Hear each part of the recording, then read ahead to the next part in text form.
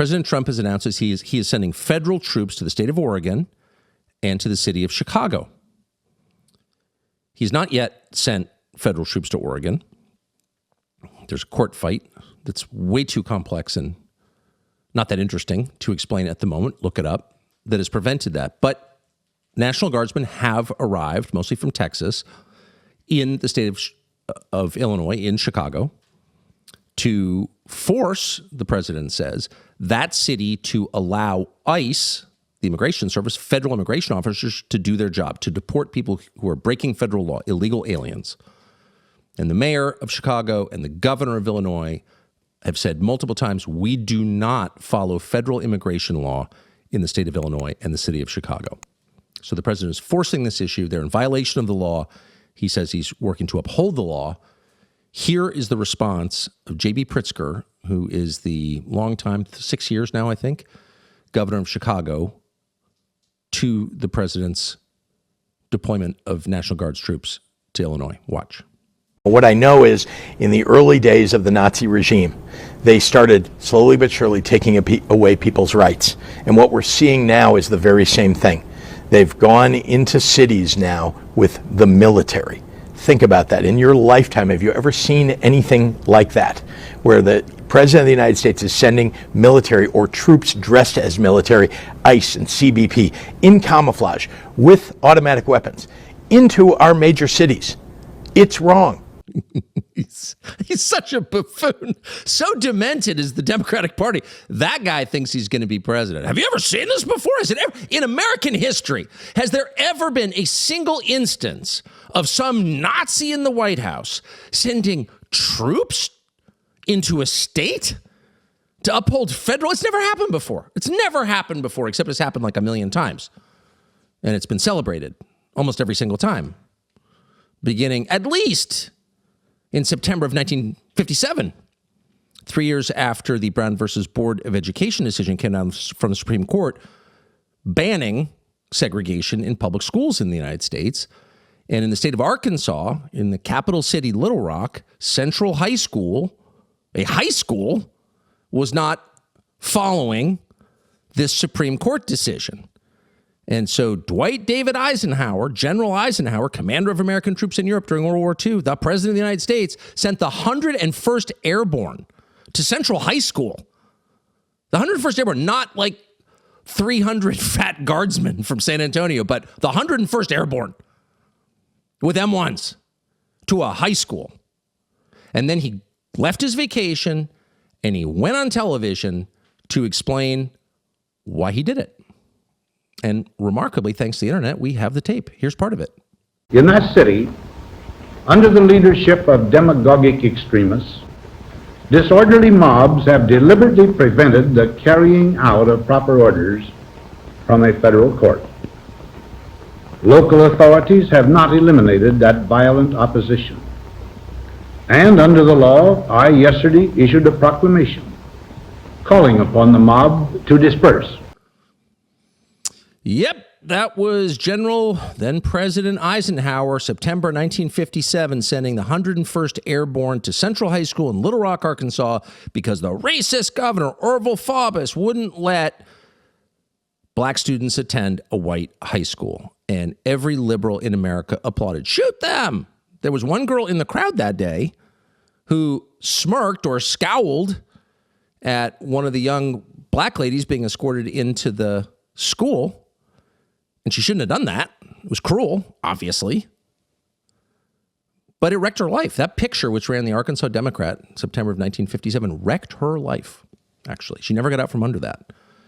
And that's a measure of how strongly the media, the American establishment, and some of the public were behind the president. Look, it's a Supreme Court order. It's the law of the land. You can't disobey it, or else we have mob rules. Someone's going to rule, okay?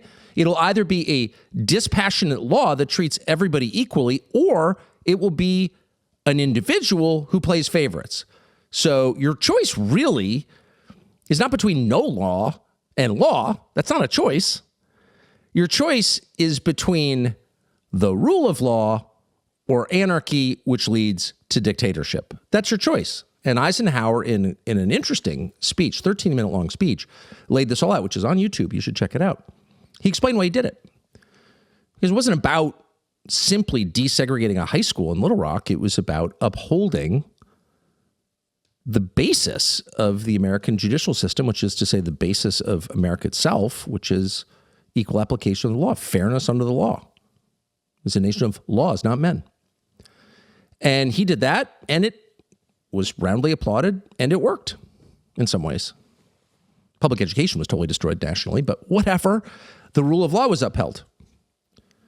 5 years later, noting what a popular move this was, apparently, his successor, John F. Kennedy, faced a pretty similar situation at the University of Mississippi in Oxford, Mississippi. It was again September 1962, and there was a lone black student attempting to enroll. His name was James Meredith. He's still alive. He's 92 years old. He's a total right-winger, by the way, which is interesting.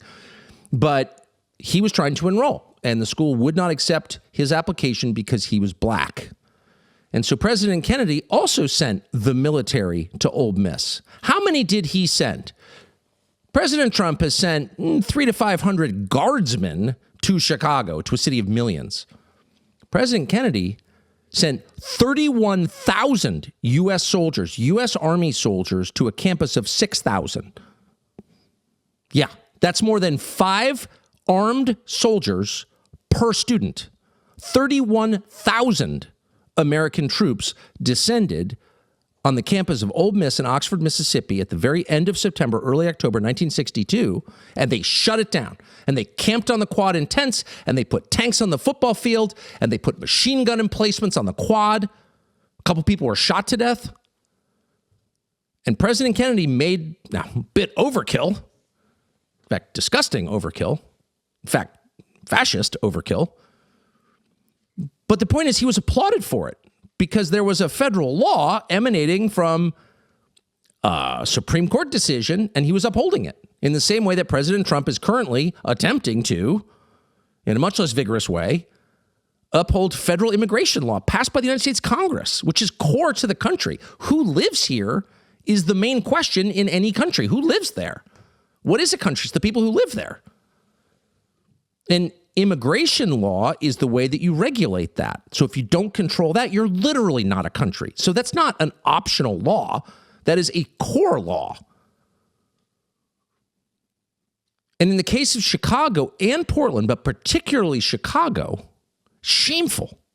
Thousands of people are shot in Chicago every year. Whole parts of Chicago you can't go to. Not if you like me, you can't. It's so racist and violent, you literally can't walk through parts of a city that you pay for as a federal taxpayer. As an American, you can't walk through it. Several years ago, you'll remember there was a huge debate in Europe. Are there no-go zones in Paris? Are there parts where, native-born Parisians can't go? Where they're not welcome? Oh, that's not true. They said that's not true. But of course, whether or not, of course, it was true. But what's even more true is that that's the state of play in the United States and has been for generations. Huge parts of a city, huge. You could walk all day through parts of a city that you actually can't walk through because they're too dangerous for you. And Chicago is particularly disgraceful in its decline. And you don't have to guess about that. I'm going to show you a video in just a second, but you don't have to guess. Look at the numbers. Look at the outflow from Chicago. Are people who are born in Chicago staying in Chicago? No, they're fleeing. Go to Southwest Florida. Go to dinner in Naples some night and ask, anyone here from Illinois? It's half the room. And they're grateful to be gone. That's how dystopian it is on every level, economically primarily. But even on a more basic level, it's just too dangerous. Oh, the freedoms we're losing. Really? What about my freedom to walk to the liquor store at midnight without getting killed? How about my freedom to stop at a red light without getting shot? That's totally real. It's not fake. It's not racist to say that. The mayor of Chicago is an open racist. So irony of ironies, here you have a president sending troops facing down a recalcitrant, racist local official. That does sound like 1962, doesn't it? Except this time, the president in question is not getting accolades from the New York Times. He's being called a dictator! A dictator! But just to set the table here, to lay down the framework for what we're talking about. Chicago, the city. What does Chicago look like? This question is very much like everything else you talk about. Trans surgeries, abortion, whatever the topic is, the people promoting it never want you to see what it actually looks like. Just an idea. It's a right. It's a theoretical concept. No one wants to see what it looks like to cut someone's penis off and create a vagina with a knife. That's what it actually is. Our rights in Chicago, what does Chicago actually look like? Well, here's what it looks like.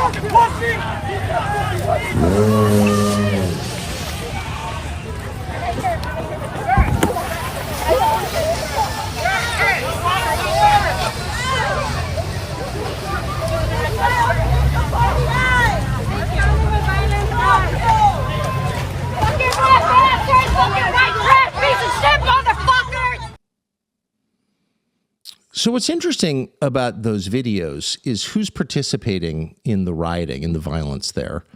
There's the normal assortment of unhappy white young people, make up the bulk of Antifa, make up the bulk of the Democratic Party's activist wing, all the little DSA kids, the children of orthodontists from Great Neck who are, reliving the glories of the 60s or whatever, the weird little polyamorous nihilist freaks who don't see any future for themselves economically, so just burn it down. I mean, very, very familiar to anyone who's watched this stuff over the years. A repulsive group, a dangerous group, a sad group, by the way. You shouldn't have a lot of young people like that in a functioning country. They should be looking forward to a brighter future, getting married, having kids, doing something useful, building something, not just destroying. But they're not. So that is recognizable.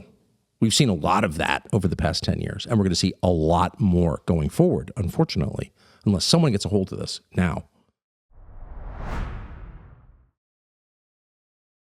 Thanks for watching our YouTube channel. We hope you'll subscribe to it. And by the way, you can hit the little bell on there and get notifications every time we produce a video. We hope you'll do that also.